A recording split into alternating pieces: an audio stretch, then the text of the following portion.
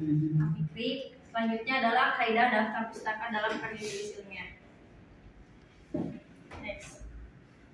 Nah, daftar pustaka bermakna daftar yang berisi tentang buku-buku atau sumber lainnya yang digunakan dalam sebuah penelitian ilmiah.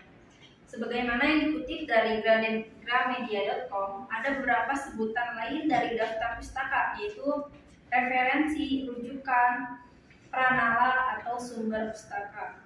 Daftar pustaka umumnya terletak di halaman paling akhir dari sebuah karya ilmiah. Penulisan daftar pustaka ini menjadi penting karena ada banyak manfaat yang bisa didapat, antara lain sebagai petunjuk bahwa data yang diambil merupakan data yang sahih kebenarannya, memenuhi etika penulisan karya ilmiah sebagai penanda bahwa penulis saat ini berterima kasih kepada penulis atau peneliti sebelumnya dan mendukung ide penulis sebelumnya tersebut.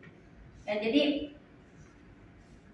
daftar pustaka itu bisa disebut referensi, rujukan, itu tuh masih sama saja gitu ya. Nah, dan kenapa sih harus pakai daftar pustaka? Nah, agar data yang kita tulis itu terpercaya gitu, bisa dipertanggungjawabkan kebenarannya ya. Jadi ntar kan mungkin bisa ditanya, ini dari mana asalnya, ini kata siapa? Maka mungkin kita gak bisa bilang kata saya, terus kamu tahu dari mana? Kan kayak gitu. Makanya harus ada data yang sahih, harus ada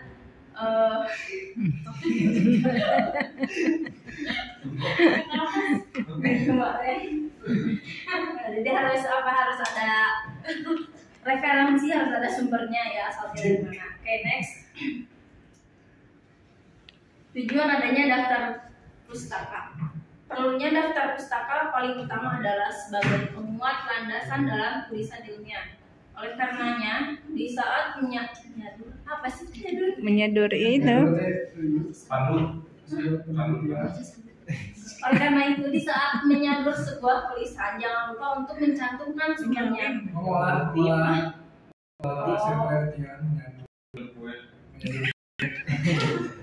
Hal ini juga untuk menghindari tuduhan plagiat atau penjiplakan. Jadi kayak gitu.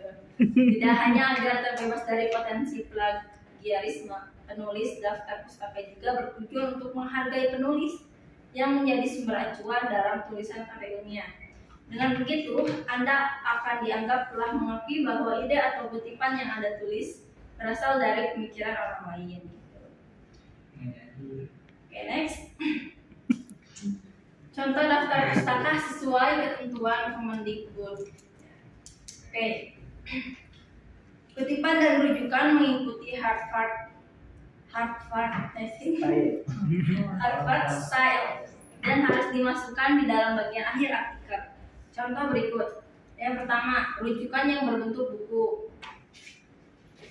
Nah, jadi kalau berbentuk buku tulisnya seperti ini. Ini namanya dulu, terus tahun, judulnya, terus penerbitnya.